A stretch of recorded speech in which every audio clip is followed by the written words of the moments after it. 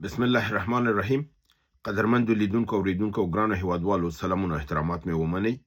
نن 13 دسامبر کال 2015 چې د شنبې ورځ سره سمون خوري ستاسو خدمت کې حاضر یم. د نن ورځې په موضوعاتو کې سیمه‌ییز نړیوال او همدارنګه د هغه خیبر پښتونخوا کې کړکېچن حالت او درانه بریدونه د پاکستان پر پوز باندې دا ټول ستاسو خدمت ته وړاندې کوم. پښتنې مې راخیستې دي خو پښتنې په دې برنامه کې به نه کوم ځکه ماته معلومیږي چې له دغه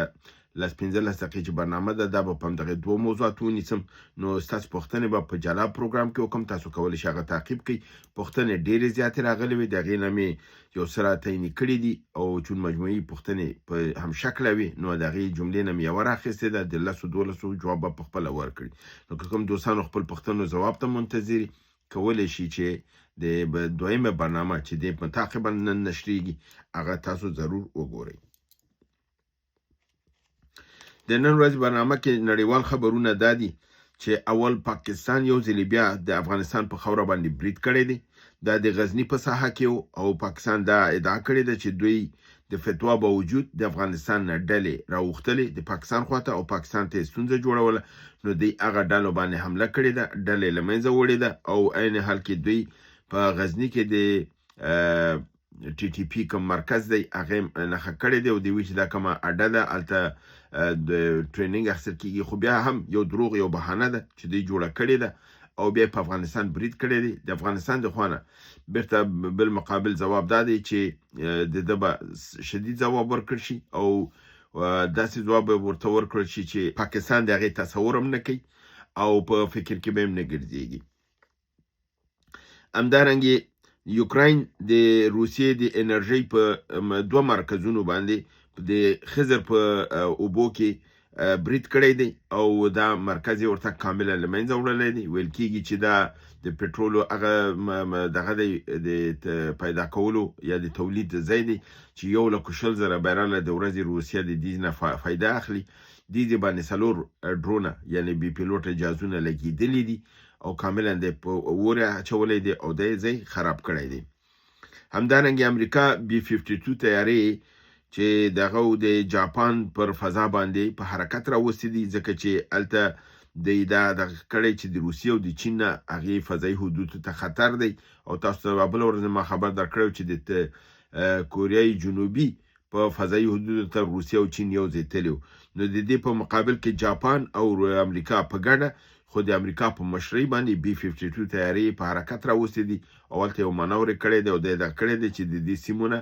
یعنې د کوم یو د اوبو فاصله چې د تایوان او د جاپان ترمنځ ده او چین هلته دا ساحه خپله ګڼي، دلته دی یو مانور کړی دی. همدارنګې د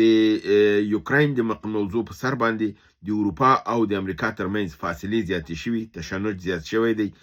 او اروپا او زیلنسکي دواړو د امریکا دغه پلان چې د خپل د خاورې د ځینو حصو نه تیر شي دی رد کړی دی او خپل یو بل پلان ټرمپ ته وړاندې کړی دی په نامه د زیلنسکي پلان باندې چې هغه امریکا به ګوري آیا چې امریکا هغه منلی شي ځکه چې دی دا په دې ټینګار کې اروپا او زیلنسکي دی چې د خپل د خاورې نه یو ذره هم نه تیریږو او روسان دا وایي چې کوم خاورې ما نیولې هغه زه پرېږدمه نه. نو په دې اساس دی په منځ ډېره لویه فاصله ده او امریکا یې د طرفداره ده چې کوم ځای روسانو نیولې هغه دې ورته ورکړی شي، نوره یوکراین باید د لاسه لاړ نه شي ځکه چې امریکا په دې هوډ باندې ده او په دې فکر ده چې روسیه کولی شي ټول یوکراین ونیسي او په هغه صورت کې به بیا موږ ته هېڅ هم پاتې نه شي. بله مسله دا ده چې په پاکستان کې د خپله پنجاب اسلام آباد کې د اردو په یو تربیه‌ایي مرکز باندې برید شوی دی او هلته ډېر ځاني تلفات وراړول شوي دي. همدارنګې په 12 تاریخ باندې په خیبر پښتونخوا کې ټولې 14 حملې شوي دي. هغې کې بنو کې 3 حملې وې، شمالي وزیرستان کې 3 حملې وې، جنوبي وزیرستان کې 3 حملې وې، ټانک کې 2 حملې وې، مومند ولایت کې 1 حمله وه، کورمې کې 1 حمله وه. نو په دې رقم سره 14 عملیاته پرون د پاکستان پر پوز باندې او په سیمو کې شوي دي. په بنو تحصیل ککی د شیخ لنډۍ یا شیخ لنډک سیمه کې پر پوځي پوسه د هاوان 2 بریدونه جلا جلا تر سره شوي دي چې مالی او ځاني تلفات ور اړولي دي. د بکاخیل تحصیل تختخیل سیمه کې د سیپاک پر دروازه پوستې باندې د تعرضي برید په نتیجه کې یو امنیتي کامره ویجاړه شوې ده او همدارنګې ځاني او مالي تلفات نور هم اړول شوي دي. په شمالي وزیرستان کې میرعلي ولسوالۍ پر کجورۍ قلعه باندې یو برید او په پینی پوسته باندې 2 جلا جلا بریدونه ترسره شوي دي، ځاني او مالي تلفات یې ور اړولي دي. همدارنګې په جنوبي وزیرستان کې اعظم ورسک ولسوالۍ پر پوځي پوسته باندې برید شوی دی. 2 عسکر وژل شوي دي، یو MG1 او یو کامره ویجاړه کړل شوې ده، کاملا له منځه وړل شوې ده. په توره قلعه سیمه کې د پوځ پر پوستې باندې برید شوی دی، ځاني او مالي تلفاتو راپورونه رارسېدلي دي. د زرملنې ولسوالۍ خانکوټ سیمه کې مجاهدینو د مخکینی راپور په اساس پوځ ته کمین نیولو چې د برید په نتیجه کې 15 عسکر وژل شوي دي، 3 نور ټپیان دي او همداسې زیات ځاني او مالي تاوان وررسېدلی چې جسدونه تر اوسه هلته پراته دي او حکومت نه دي اوچت کړي.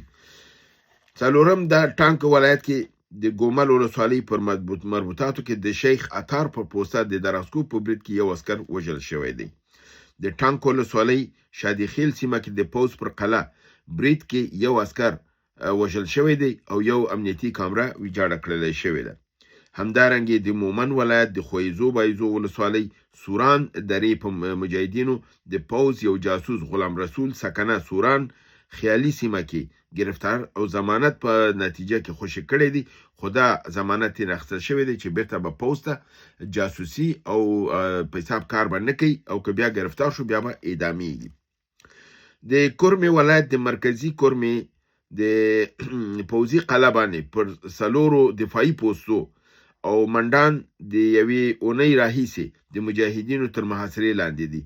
پوځ لوجستیکي او خوراکي سپلایي مواد هلته نشي وررسولی. پوځ د ملکي خلکو نه په ذریعه باندې دغې ځي ته ډوډۍ او پیسه سپلای کوي لوجستیکي. د همدغې په نتیجه کې چې کوم کسانو د قلعه ته خوراکي مواد وړل، یو ډریور چې دا مواد وړل دا مجاهدینو نیولی دی، وژلی دی او موټر ته ورته اور اچولی دی او هر څه یې ورته له منځه وړي دي. همدارنګې د کورمې جنسۍ مجاهدینو د پوځ په یو قطار باندې برید کړی دی، 14 کسه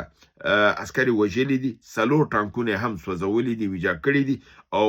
موټرونه او نور مړي ژوندي ډېر زیات هلته له منځه وړي دي. په همدارنګې مجاهدینو خپل په یو راپور کې دا ویلي دي چې په کال 2015 کې 1100 یعنی 110 مجاهدین په مسلکي توګه تربیه او ټریننګ کړي دي، چې په دې کې 400 په شمالي وزیرستان کې شمالي زون لیکلي دي او 200 په جنوبي زون کې تربیه کړي دي. په دې تربیه کې د خار دننه جنگ لپاره تربیه ورکړل شوې ده چې خار کې دننه ځکه پس له دې به مجاهدین د کلونه د غرونو راکوزیږي خارونو ته به راځي. نو دی وایي چې دی دا کسان تربیه کړي چې د خار دننه جنگ به څنګه کیږي. کمانډو درسونه کلاسز یې اخیستې دي، درسونه یې ورکړي دي چې د کمانډو دغه به څنګه. همدارنګې د تاسیسي مسایلو دوره یې کړې ده چې په دې باندې زه دومره نه فکرم تاسیسي مسایل به د دوی څه، خو دوی ویلي چې تاسیسي مسایلو دوره هم پرې پوره شوې ده. بیا د بارودو د استعمال دورې همچنان په دې باندې پوره شوي دي چې دوی بارود به څنګه استعمالوي او څنګه به دې نه کار اخلي. همدارنګې د سنایپر کورسونه یې ورکړي دي چې هدفمند بریدونه به مجاهدین څنګه کوي او د کوم ځای نه فرضاً لرې ځای نه څنګه نفر به ولي. او همدارنګې د شرعي قوانینو دورې هم پوره شوي دي، یعنی مجاهدین ته نه تنها چې تخنیکي او مسلکي تدریس او درس ورکړل شوی دی او ټریننګ ورکړل شوی، په ضمن کې اسلامي عقایدو یعنی د شرعي احکامو درس هم ورکړل شوی چې په شریعت باندې پوه اوسي او د شریعت د دایرې نه بیرون اقدام دوی ونه کړي. او دا هم ویل کېږي چې په دغې ټریننګ شوي کسانو کې د مختلفو ملکونو مختلف ځوانان دلته ټریننګ شوي دي چې اوس به د مجاهدینو تر څنګ باندې دوی دلته د پاکستان کې د اسلامي نظام راوړلو او د خیبر پختونخوا او د بلوچستان د ازادۍ لپاره به دلته جنګیږي. خو په آینده کې دوی کولی شي چې خپل ملکونو ته د دغه ټریننګونو سره لاړ شي او هلته هم د خپل نظامونو په مقابل کې چې اسلام غیر اسلامي دي او د امریکې سره لاسپوڅي دي هلته دوی وشي کولی چې وجنګیږي او درېدنه وکړي. په دې رقم سره تاسو ګورئ چې د په دې رقم ته تاسو ګورئ چې د پاکستان حالات ډېر ترنګړي دي، حالات خراب دي او هلته د مبارزینو جنگ تشدید پیدا کړی دی. پاکستان چون اوس هلته په خپله ناکامۍ حالت کې دی، اوس حتی په هغه فتوا باندې چې دوی غوښتله او اسلامي امارات هغه فتوا ورته ورم کړله، او چې دوی وکتل چې فتوا یې دوی په ګټه نه ده، اوس د هغه بابت نه هم دوی لاندې ځکه خو دوی وګورئ چې دوی په غزني باندې هغه دی اوس برید وکړ او د دې ځینه اوس ناامیده شوي دي چې دا دغه چې دی فتوا دا زموږ په ګټه خو نه شوله. عین حال کې د پاکستان حکومت صدر اعظم په نړیوالو دغې اوس غږ کړی دی چې د افغانستان مخه ونیسئ، کنه زموږ حالت به ډېر زیات خراب کړي او د دې کار باره کې موږ سره تاسو مرسته وکړئ. خو د کوم ځای نه که ورته مثبت ځواب نه دی ورکړل شوی، ځکه چې دغه دی د جنګ او دا چې دی دا خپله دوی جوړ کړی دی، دغه اجنډا دوی جوړه کړله، دا برنامه دوی جوړه کړله، دا داعش دوی ټریننګ کړل، داعش دوی جوړ کړل، افغانستان ته یې ولېږل، افغانستان یې بېثباته کړ چې نن یې په غاړه پرېوتې ده، نن زموږ تاسو پسې بلا کېږي او راته وایي چې د راځئ دې غم راته وخوره. ګورئ فتوا یې وغوښتله، فتوا ورکړل شوله، اوس د هغې نه دوی پښیمانه دي چې دا موږ څه وکړل. په نړیوالو غږ کوي، د هغه نتیجه نه ورکوي، برید کوي، په برید کې سخت ځواب ګوري. اوس دوی د افغانستان د ډرون نه هم سخت وارخطا دي چې افغانستان اوس ډرون استعمالوي او افغانستان اسلامي اماراتو ته ویلي دي چې دا ځلې ستا ځواب به سخت ورکول کېږي او فکر کوم چې داسې ویل کېږي چې 40 ډرونه اسلامي امارات ترلاسه کړي دي او دا ویل کېږي چې دغه ډرونونه د دې خو بهرني خو جوړېږي په افغانستان کې او د ده ښه والی دا دی چې دا رادار کې نه راځي، رادار ګوریزم دي او سپک او تیز او هدفمند دي. نو دا نه ده معلومه چې کوم مملکت لګیا دی مرسته کوي، خو ډېر شک دا دی چې کېدی شي هندوستان یا چینایان د دا دواړو نه یو کېدی شي وسي او ویل کېږي دا خپله د افغانستان دننه اوس دا پهپادونه جوړېږي او د دن اسلامي امارت خپل د دفاع لپاره کار اخلي. نو دا یو ښه پرمختګ دی که چېرته اسلامي امارت دا پرمختګ کړي، دا د ویاړ ځای دی، د خوشحالۍ ځای دی او خدای وکړي چې اسلامي امارت دا کار کړی. نو څنګه چې ما مخکې ویلي و دې دپاره به موږ د الله شکرانه ادا کړو که چېرته داسې وشي چې افغانستان په خپل قوت خپل ډرون جوړ کړي او جهازونه هم ترلاسه کړي او راکټونه هم چې پاکستان بیا پس له هغې نه زموږ تاسو مقابل کې ودرېدنه ونشي کولی. هیله ده چې برنامه وګورئ، خوښ کړئ، دوستانو سره شریکه کړئ. تر بل برنامې چې تاسو حضور ته حاضرېږم، تاسو په لوی پروردګار د عالمیانو سپارم. وما علینا الا البلاغ.